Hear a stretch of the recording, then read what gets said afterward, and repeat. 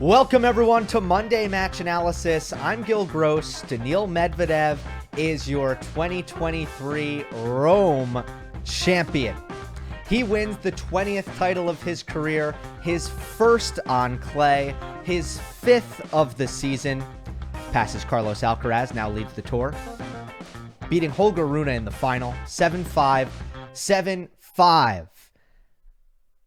What a storyline this is going into Roland Garros, which is that an elite player over the course of the last 3 to 4 years has not been elite on clay, has just broken through in the biggest way possible.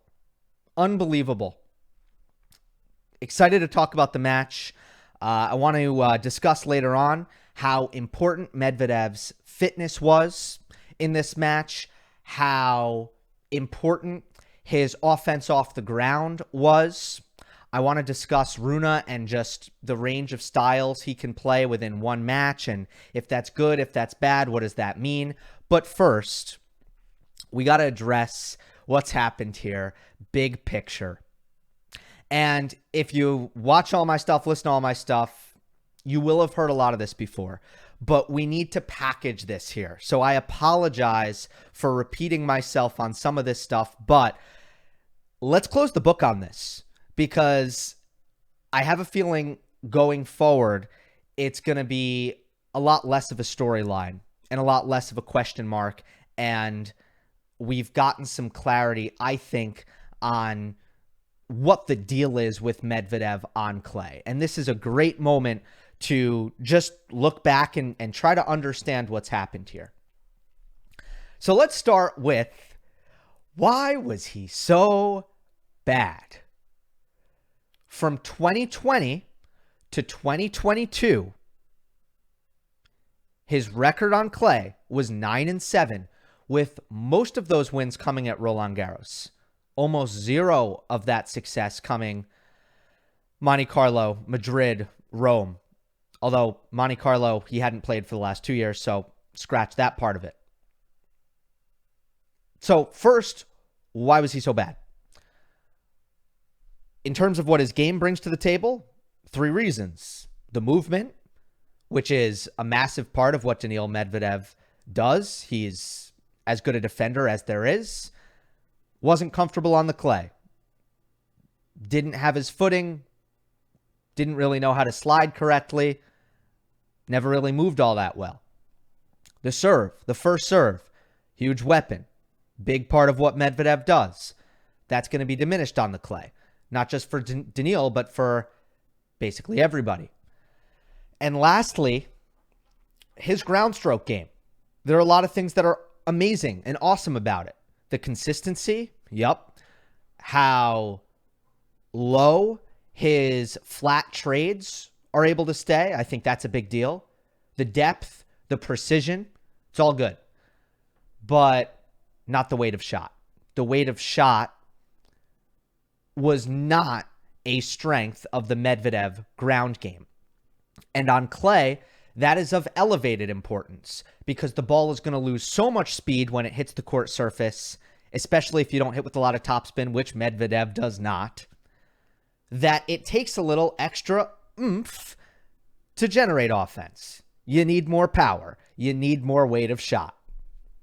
Medvedev didn't have that. So, movement, serve, weight of shot. Circumstance. Circumstance played a role here. That's what I think could have been lost in the sauce, could have been ignored, something that I've been harping on. 2020. COVID. Only 2 clay events, really, for almost, everybody. But for Medvedev, it was just Hamburg, Roland Garros. But who knows how much clay preparation he was able to have even prior to those events. And remember, this is for a guy who has disadvantages on clay, who didn't grow up on clay, who's not all that comfortable on clay. So 2020 was a weird year. 2021, I thought it was the bad attitude year. That's what because in my mind, that's what it was, where Medvedev just wasn't competing. But somebody on Twitter pointed something out to me, and then the memories just came rushing back. I remembered it. Daniil got an awful bout of COVID just ahead of the clay court season, missed Monte Carlo, missed Barcelona, was in bed doing nothing for a week, was severely weakened, did not have fitness when he first came back. So now I remember 2021, not only was he not bringing a great attitude to the court, but his fitness was down, coming off of a really bad bout of COVID. And then at Roland Garros, he ended up making the quarters. Anyway, 2022, hernia, coming back from injury. Plus, it was a down year start to finish. So how much are we reading into the 2022 stuff? But anyway, again, missed Monte Carlo, missed Madrid, missed Rome, comes back from that injury, plays one match in Geneva, and then plays Roland Garros from there. Loses badly in the round of 16 to Marin Cilic. Bad circumstance, 3 years in a row. What do we get now? What do we get here in 2023? Let's shift this. Why did he get good? Because this clay court season, first of all, coming off of what was as physical a February and March as you can possibly have. Very little preparation for Monte Carlo. Almost none. Plus the fatigue factor. Not a lot should have been expected. Still, decent result. Beat Zverev. Lost to Rune in the quarterfinals. Went to Madrid.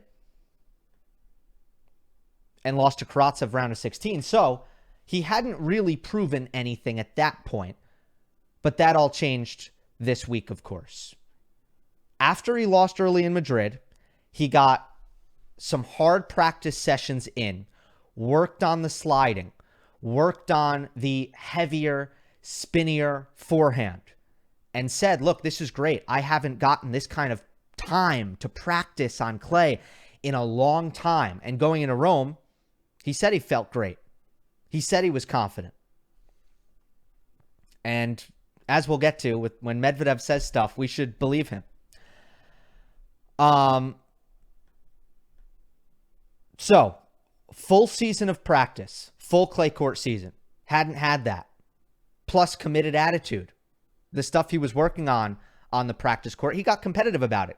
He's like, yeah, I'm not good at sliding. Well, I'm going to actually try to fix this and work on this instead of complaining about it. So, committed attitude, full season of practice. Movement got better. Weight of shot improved. And this is something I pinpointed before the clay court season when Medvedev went on his run through February and March, 3 titles in a row, really good sunshine double, wins Miami.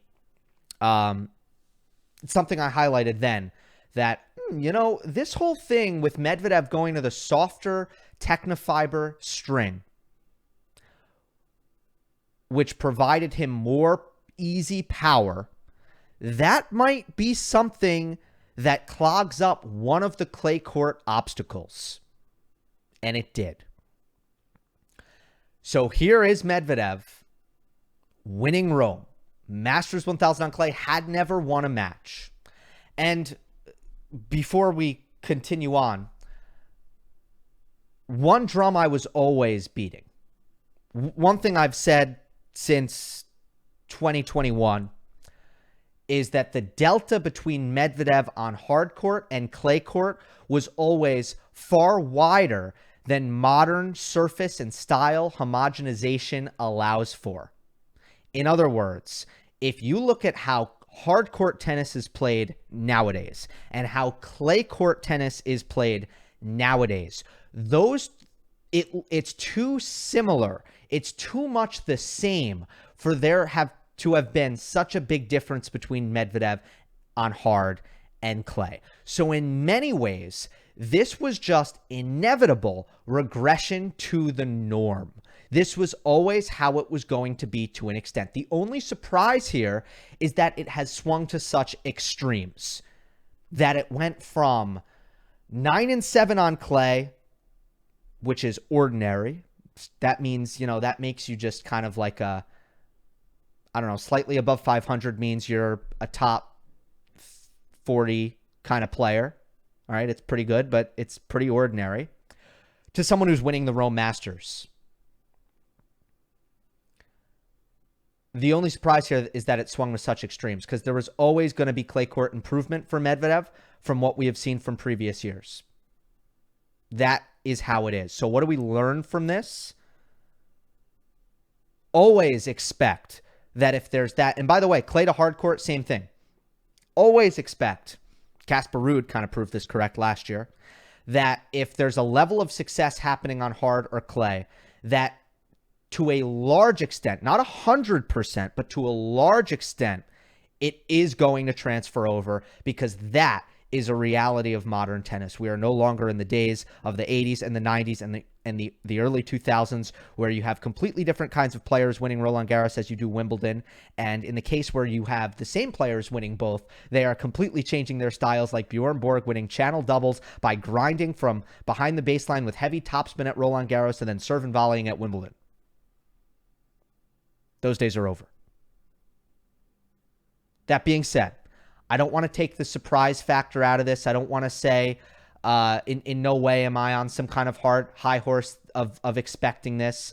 And even Medvedev did not expect this. He said before the tournament that he gave himself a 2% chance to win Rome. Almost zero, but he felt so good about the practice sessions and, about how he was playing, that he gave himself 2% chance. He was asked by Prakash on Tennis Channel after the match, what did you think you were capable of on clay? And he said, I thought I could win some matches. Always knew I was going to start winning some matches. He said, to win some matches, yes. To be in the semis with a good draw, yes. But to win a Masters 1000 on clay, I never thought I could do something like that. So even Medvedev didn't expect this. The surprise here is that it swung to such an extreme. And by the way, he didn't get draw help really either. So before I get into the match, I want to cheat ahead. Roland Garros power rankings. There's a lot of excitement. I've been hit up on Twitter a couple times about it. I'm going to release it tomorrow. But let me, while we're on the Medvedev topic, let's address it. Let's talk about it. Really simple. He has to be very, very high. 3 facts alone. I don't think I need to overcomplicate it. He leads the race. He's won a major.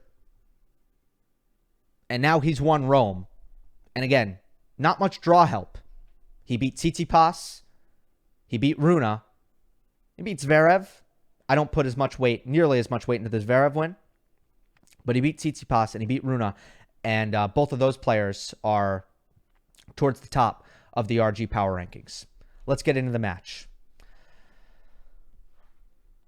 I'm beginning a kind of a collaboration, and I'm kind of talking. It's nothing official right now. It's very casual. Maybe it'll turn into more. But I've been talking and working with some friends at Tennis Insights and Tennis Viz, and they have been doing a lot of data analytics with an unbelievable technology that tracks every shot of an ATP match, tracks every single shot, every single player movement. It has an unbelievable amount of data inputs. And you've been seeing some of that on the broadcast and potentially on social media when you see in attack percentage, conversion percentage, steal percentage, some things that ATP Media has been using on their World Feed broadcast. That comes from these guys, and I've been talking to them. Again, maybe we'll begin to do something a little bit more formal, but right now it's informal. I did talk to, in fact, I got a recent message. Okay, interesting. Okay, I just got some info that I'm going to use live on Monday Match Analysis. But anyway, we have been talking. So I'm going to use their number as a framework, their data insight as a framework for all of this, which is that the match reality was that Rune was attacking more than Medvedev, but Medvedev was attacking better. Their conversion score, and conversion is when a player attacks, and the data that they use to determine that is both players' court positions, the contact point itself. So if it's like super low, super high, way outside, way inside, it understands that. And the outgoing ball. So it measures a bunch of factors to determine an attack. Factors that, for me, watching tennis is a little bit more innate. I'm not breaking it down kind of thing by thing, but to create an algorithm, you would have to, right? What percentage of points do you win when you attacked? You don't need to win on as soon as you attack. You could attack, get neutralized, attack again, and win, right? But basically, what percentage of points did you win when you attacked? Medvedev's conversion percentage was 70%. Rune's was 54%. So as I kind of talk about, and I'm going to zoom in on the 5-6 game in the first set, keep that in mind. But I think the big reason for that was Medvedev and his patient ground game, waiting for opportunities to build with his forehand mainly, was providing him high margin, low risk attack. He was willing to probe for an opportunity to hit big forehands, and if he did happen to get neutralized on an attacking forehand, he was still in position to regather and potentially still win the point later on. Rune, on the other hand, to me, he wasn't really doing as much dirty work from the baseline to earn weaker incoming balls, meaning he wasn't willing to wait as long for a ball to attack. He was a little bit more anxious. And at many times, with the exception of one point in the match, which I'll talk about in the second set, he got caught going for easy offense with serve and volley, drop shots, or extreme injections of pace from positions that were not obvious finishing opportunities. So again, I want to look at the 5-6 game in the first set. First set, coming into this, coming kind of down the stretch of the set, I was just surprised that neither player was returning very well. So I didn't think the match had much rhythm or much pattern, or it was very clear what was really going to happen in the match at this point. But at 5-6, Medvedev gets some returns in play. And then we got a peek, because Medvedev gave himself a chance, then we got a peek on what the advantages were for Daniil and what the issues were for Rune in this match. Serve +1 winner by Rune to start the game. Hit the outside of the sideline. Almost missed it with a pretty massive forehand. It was risky, but he hit the outside of the line, clean winner. 15 love. I have screenshots of this one. I think a really good example of what has changed for Medvedev on clay. He hits a backhand trade, cross court. Rune hits a backhand trade, cross court, but it's a bad one, middle of the court. But, Rune's in really good defensive position. Medvedev's got 2 feet behind the baseline here. Now he's going to kind of move up to just behind the baseline. But he does have a forehand to attack. He's going to lay into it. And by the way, he's already hit in this rally a couple of good forehands. And Rune has already done some running. So Holger's legs may be a little bit zapped at this point in the rally because Medvedev has already moved him. But here's this inside-out forehand from Medvedev. Great location.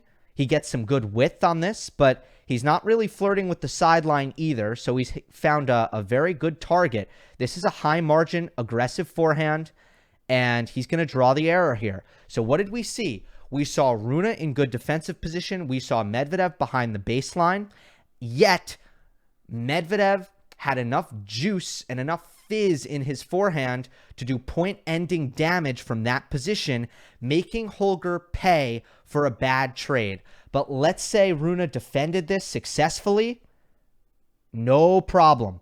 Medvedev would have just gotten right back on the horse, accepting neutrality, staying patient, and continuing to look for an opportunity to, first of all, maybe allow Rune to make the first unforced error or mistake, or look for another opportunity to attack. Let's move on in the game. So that made it 15-all. At 15-all, Medvedev actually made a forehand unforced error of his own. 30-15, Rune leading. We're 2 points away from a first set tiebreak. Here's his second serve. And Rune hits a slow kick serve out wide to Medvedev's backhand and comes in behind it. I hate that play. Passing shot, Medvedev, 30-all. On the return, great, angled passing shot. But look, I don't know about this. I don't know what we're going for here. Now, there were a couple of physical rallies here. 15 love point that I showed you was physical. And the 15-all point was also an extended rally when Medvedev made the forehand unforced error. It was kind of a cross-court rally in the deuce. So we have 2 physical rallies in a row. And after watching the second set, I didn't think this at the time, but after watching the second set, the pattern that now becomes clear is Rune served and volleyed here, most likely because he was a little bit tired. Second serve and volley was not awful for Rune because Medvedev, again, he did not return that well in this match, not as well as he usually does. But on the second serve, I hate that play, as I said, because if Medvedev did not hit a clean winner on the passing shot, then it probably still would have been a really difficult low volley that Rune, as we saw throughout this match, is not really going to make a lot of difficult volleys into successful volleys. He's probably not going to do that. And with Medvedev's speed, we're probably looking at a two-shot pass anyway. So now it's 30-all. Another point that I have screenshots for. Another brilliant point by Medvedev. We are going to, off of kind of a backhand cross-court trade from Rune. Once again, Medvedev is going to determine that Rune has hit an attackable trade. Medvedev's going to build with his backhand down the line. Rune defends with the forehand slice, but it's going to be short in the court. Medvedev knows that. He's already moving up inside the court to cover this. So now he's inside the baseline. Now we have an opportunity to hit a forehand approach. Medvedev hits it down the line. Forehand approach down the line. Look at the margin. Medvedev's never missing this shot. Never. He's not going for much. He's actually trusting his volleys here because he knows that Rune is super far behind the baseline and he knows he doesn't need to finish. Rune hits this backhand passing shot. Actually a great one.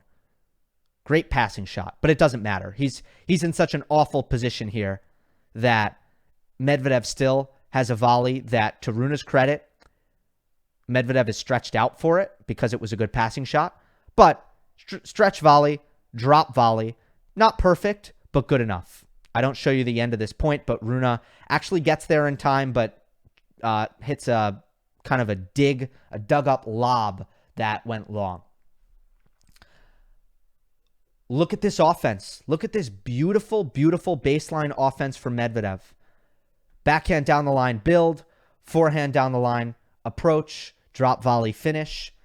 This is what clay requires off the ground. Multiple attacking shots with high margin. You can't expect to finish it quickly. So, break point, 30-40. Again, I have screenshots for it. Rune is going to, off of this ball, hit the backhand drop shot.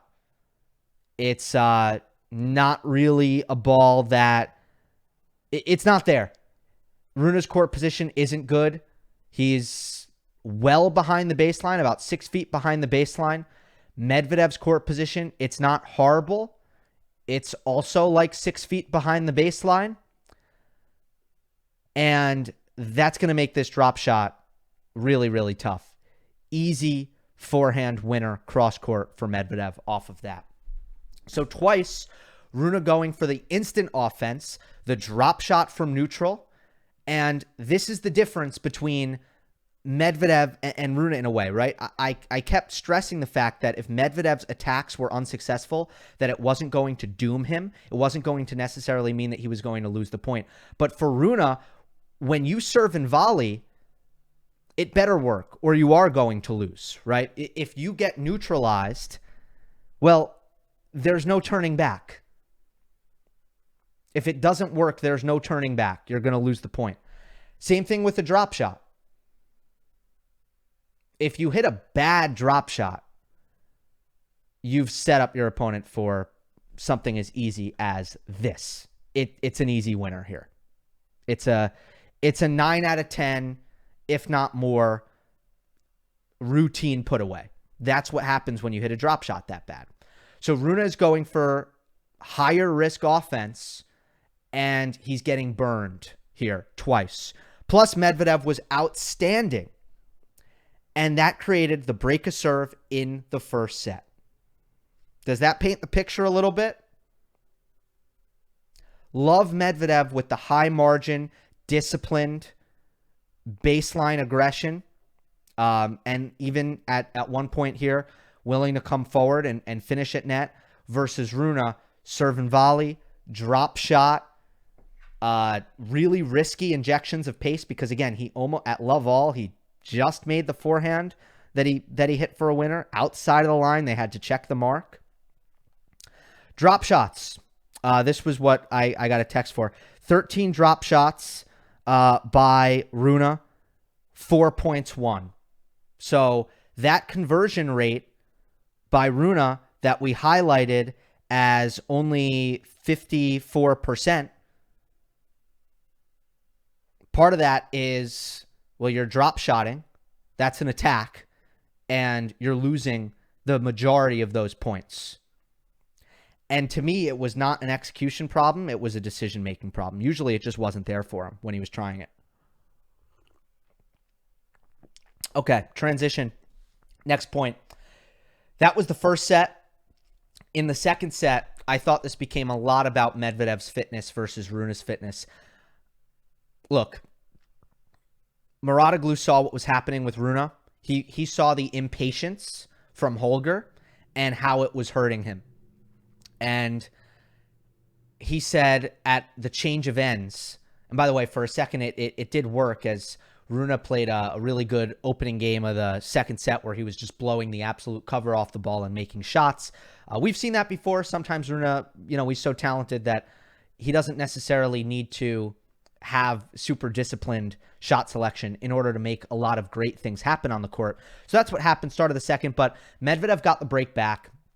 And at this point, it was back on serve, and Patrick Muratoglu told Holger to play with more patience. And Holger basically said, okay, and became Gilles Simon. Gilles Simon. That's basically he went to the other extreme. He played unbelievably patient, and it worked. Now, Medvedev matched him for consistency, which we know he's going to do. If you're going to play super patient against Medvedev, like at times we've seen Djokovic do, like at times we've seen other players do, Zverev do, Medvedev is going to say, okay, I'll play that game too. Great. Awesome. Let's do it. And they're playing these unbelievably long rallies. So what happened here? It got insanely physical. It got so physical. And Rune started winning. From 3-all, he broke serve at 3-all. He held at 2-3, broke at 3-all. He got it to 5-3. He won 4 straight games. He broke Medvedev's serve. Well, no, only one. Wait, did I get that wrong? I might have gotten that wrong. But anyway, he broke serve and got to 5-3. The patience worked. But he felt the effects of it. All of that physical play, Rune fatigued quickly and severely. And guess what? Medvedev was completely fine. Totally fine. Holger seemed dead tired at 5-3. He's trying to serve out the set. First point at 5-3, Holger dug in played a long physical rally, lost it, doubled over. And at that point, you could kind of tell, okay, Medvedev is going to break here. There's no, Rune, he's physically spent. He's down love 15. I'd be surprised if he holds serve. He didn't. And he didn't win another game.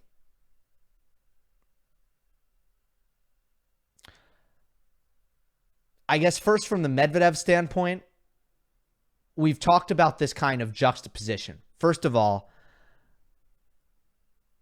I mean, Medvedev, his cardio is unbelievable.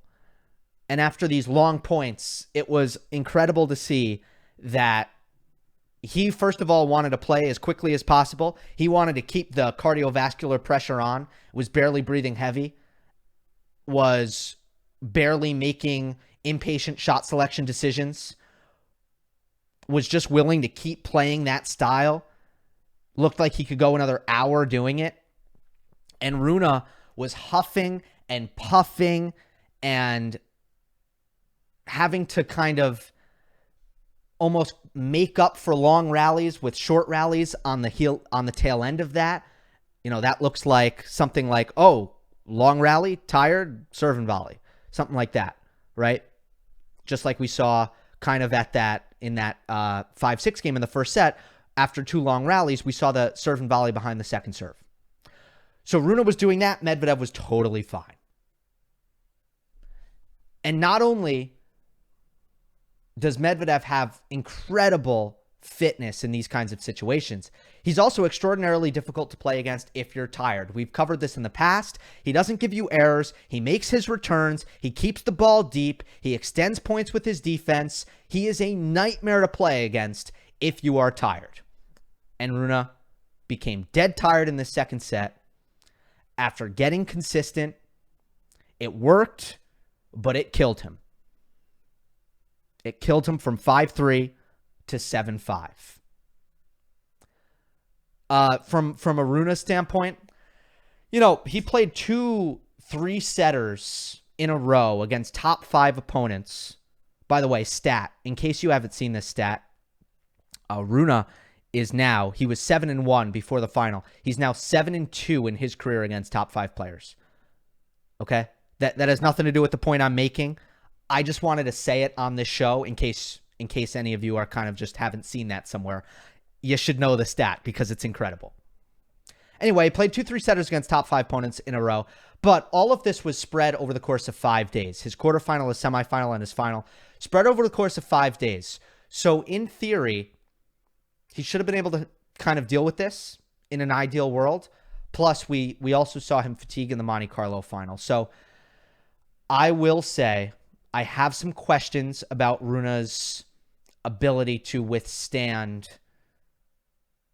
2 weeks of best of 5 set tennis.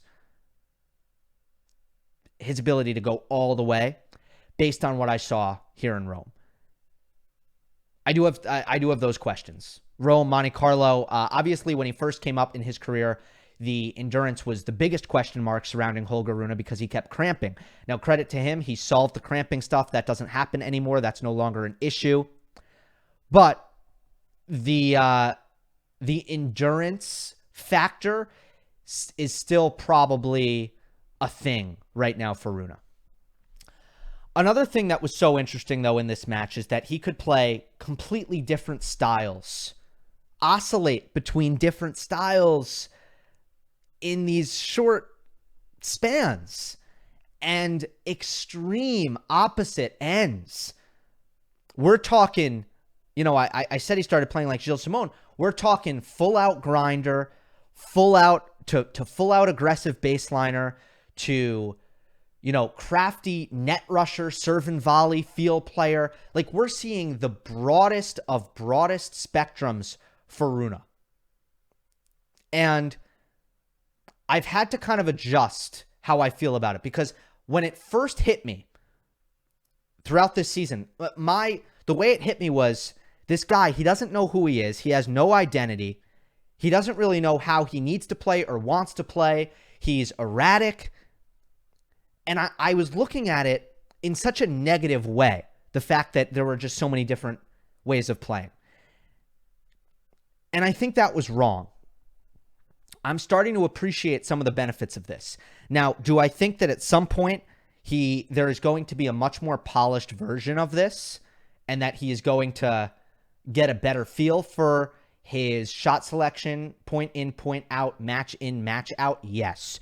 But I'm starting to appreciate the benefits of Rune's alternate personalities on the tennis court. First of all, I believe it's completely unsettling for his opponent when you just have no idea what he's going to do with the ball or what he's trying to do. You don't know what you're getting. You don't know what to prepare for. You don't know when he has a backhand, a neutral backhand from the back of the court, if he is going to lay into it and hit it 90 miles per hour down the line, or if he is going to hit a high topspin, massaged 70 mile per hour looper right through the middle of the court and just sit here in beautiful defensive position, giving you no pace to work with. You don't know. You don't know which one. You don't know if he's serving volleying. You don't know if he's staying back. You never know, right? You get the picture. That's unsettling. There are also experimental benefits. We saw in this match that he was able to kind of try to play completely differently. I think from, partially because his coach told him to play completely differently, and it worked. Okay, he figured something out. He found something out. There are experimental benefits for Rune completely changing his style all the time. Lastly, and this is the biggest thing that I never saw the light until this match, Rune seems to genuinely have tons of fun doing this, playing this way. When he broke it 3-all by impersonating Gilles Simon, he was so happy on the court. He looked like he just caught a foul ball at Yankee Stadium. He was looking at his box with Patrick Mouratoglou and Mike James and those and his mom, and he was like, "Did you see what I did? Did you see that? I just completely grinded the entire game and it worked." And that's an asset. A guy like, I value that. I think if you can enjoy yourself on the court as Alcaraz does so well, for one, I think that's great. I think that's an asset. I think that helps you win matches. I think it helps you play well. I think it helps you have a long career. I think it helps you with your nerves. And I think that's a big reason. That's part of the reason why he's been so great against top 5 players in his career, is because he's genuinely excited for these kinds of challenges. He loves getting out here and seeing what he can do. He doesn't get all that nervous, generally speaking. He has a lot of fun out there. And I think this is part of it, is that he genuinely enjoys experimenting and kind of hitting all these different parts of the game. The problem in this match was that both strategies were losing strategies. The anxious offense, the all-out attack, that was getting neutralized and resulting in too many mistakes. And the ultra consistent, the grinding, physically, he could not match up with Medvedev. And therefore, he could not continue to play that way. And his foray into playing that way ended up completely taking out his legs. And Medvedev stood strong. He was fine. So, that was the issue for Holger. Medvedev, Rome champion, 7-5, 7-5. Big week ahead. Roland Garros power rankings tomorrow. Obviously, French Open preview once the draw comes out. No mailbag this week because, as always, first Monday of a major will be mailbag. So the next mailbag will be just prior to Roland Garros. Hope you enjoyed. Don't forget to subscribe. I'll see you next time.